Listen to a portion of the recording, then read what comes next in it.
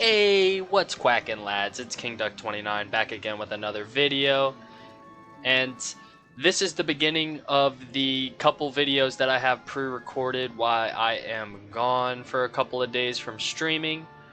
Just a little reminder, I will be back streaming on the 28th of June, but this video is a continuation of a series. A couple weeks ago, I did a top 5 Arc 1 worlds, and that was right after I beat Arc 1.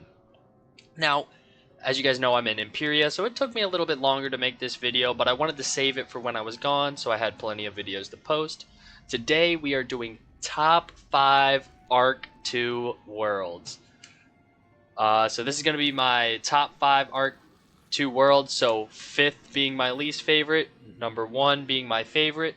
Without farther ado, let's get into number 5. Number 5! Number 5, we have Azteca, is my least favorite world in Arc 2. This is for many reasons. First off, you gotta fight Belloc twice.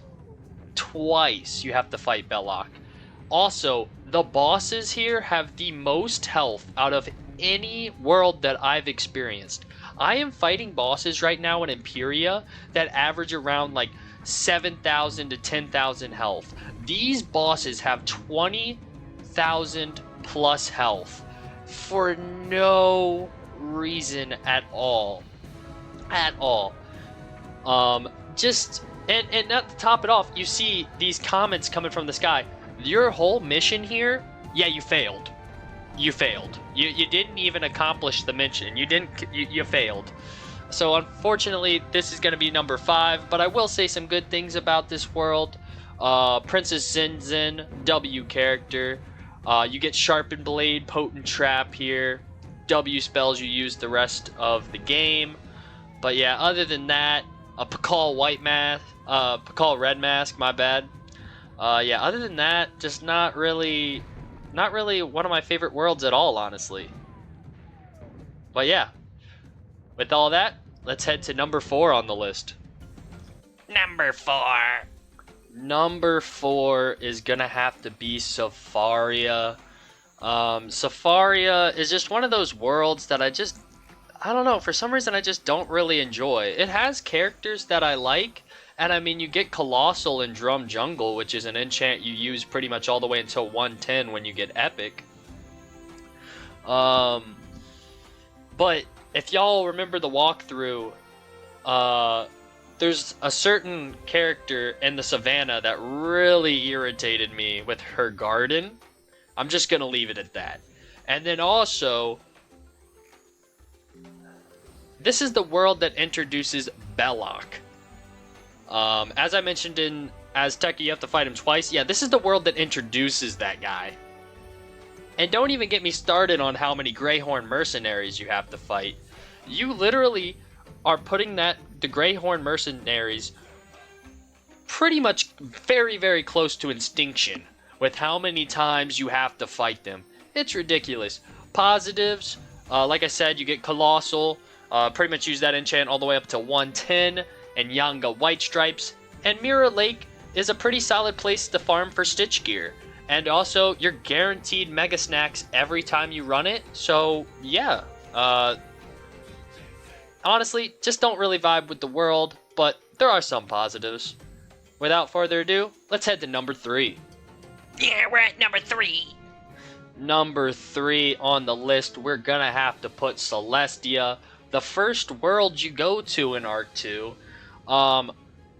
I will say, I'll get this right off the bat, this world is a huge power increase. That's pretty much why it's in the middle spot. I just don't really enjoy the world that much, to be honest with you.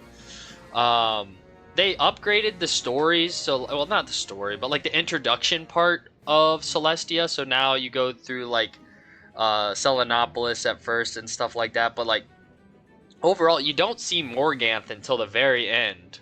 So pretty much you're looking for this like Thorsten Plunkett guy. It's like a friend of Hailstrom Balestorm, the storm professor in Ravenwood.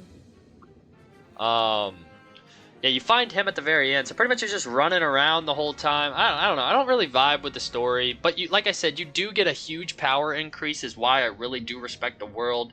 You get introduced to astral spells, critical, crit block. Your wizard really gets a huge power up, and that's really why it's super high up. And there's a talking waterfall. What other world has a talking waterfall? Other than that, I don't really have much to say. The underwater mechanic is pretty cool. I like how that is. But other than that, the enchants are nice. The star spells are nice. We can forget about moon spells. Those are horrible. Don't learn moon spells. But regardless, Celestia is going to be at the middle spot for me. And without further ado, let's head to number 2. Number 2! At number 2, we have Avalon. Avalon is a world that I really, really enjoy. Some really, really good characters here in Avalon. You got the Dark Knight, who literally sounds like Batman. If you don't know me, I love Batman. You got Lady of the Lake. Like, what? You got King Artorias, the GOAT himself. You got multiple bosses that you can fight that are really challenging. The Jabberwock, with the 200 feint, with the meteor, all those dragons. And not to mention, you are literally fighting to become the Knight of the Silver Rose. So you have to literally go through the ranks and explore all these really cool areas. First off, really not like the Knight theme. The Knight theme is awesome. This is Merle Ambrose's homeland, so you learn a little bit about that. Morganth's homeland, Gamma's.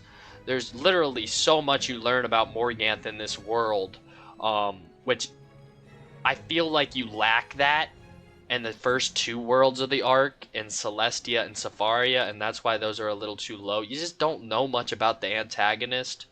But in this world, that really makes up for that. You really learn a whole lot about Morganth, and I like that a lot. But yeah, pretty much the only negatives I would have to say is you're pretty much fighting this whole time to get the Sword of Kings, and they talk it up like this amazing weapon. And then when you finally get the Sword of Kings, it's terrible. It is dog water. It is literally one of the worst weapons in the game. Like, why are we hyping it up so much? What is up with the glaze on the Sword of Kings? I've never understood. But other than that, I love the story of Avalon. I love how it really finally explains Morganth's motives, and we learn about King Artorias and Merle Ambrose and Gamma a little bit in the background of them, and how they ended up in Wizard City. But yeah, really just the learning of Morganth and why she's the way she is really what was needed, probably a little bit earlier on in the arc, but I'm glad we had it in Avalon, and that's why it's at number 2. Without further ado, let's reveal the number 1 world. Number 1! We made it to number 1! Number 1, we have Chrysalis. Now, hold on. Before y'all hate me for this, Chrysalis gets so much hate. A lot of people say that Azteca and Chrysalis are the 2 worst worlds in the game. I would say, as of right now, Chrysalis is my favorite world in the game. And I'm in Imperia right now. I would say that, and I would die fighting for that. This world's story is literally so awesome. So first off, you can't even get to this world because this is Morganth's like home base. So you have to literally craft a spiral key just to get here, with the help of Merle Ambrose, Diego, Princess Zinzin, Lydia Greyrose, the Emperor of Mushu. You have to literally, and they can't even get there to help you. They're literally just projections trying to help you get to Morganth. And when you get here, you're introduced to Zoltana the Mirror Mask. And at first, you're like, oh, she's an enemy, blah, blah, blah, blah, blah. Later down the line, you find out she's literally a spy. Like, she's a good guy.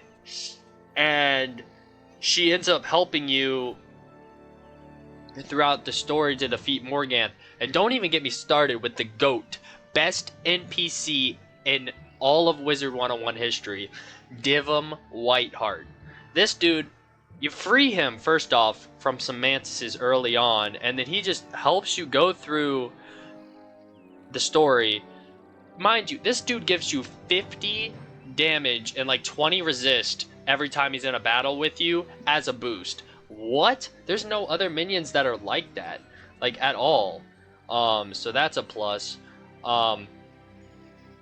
Taylor Coleridge, W character. You meet him on Crescent Beach. He sails you across the sea, and he helps you out later on as well. You actually meet him again later on in the story also, but I won't get to it. I'll talk about that in Arc 3 video. There's so many other characters too. You meet Old Cobb, who later down the line we'll talk about more about him in Arc 3. The Brood Mother, you have to cure her, and she becomes Queen Sabrina, and you liberate that. You pretty much liberate this whole world from Morganth's terror, and you finally defeat Morganth. You fight cool people like Ghost Dog. You learn shadow magic. Doing the Eclipse Tower for the first time was so awesome. You know, getting literally the Eclipse Tower to get shadow magic, you have to fight your past demons and failures from the past just to do that. And Morganth, you have to defeat her shadow warriors like Ghost Dog and Cravenly the Hunter, and every time you keep doing it, you check off milestones and milestones. I know it's 277 quests, but I just enjoyed every single moment of this world. I really did. So many NPCs that I haven't even listed off that helped you out through this journey. But yeah, that's why I think Chrysalis is number one. Obviously, I'm gonna get hate for that, but that's okay. Like I said, I'd die on a hill defending Chrysalis. Probably my favorite world in the game, and it's number one on the top 5 Arc 2 worlds. Peace out, y'all. Hopefully you enjoyed the list. Let me know your top 5 worlds in Arc 2, and I'm curious to hear them. And until the next video, peace out, y'all. Stay epic.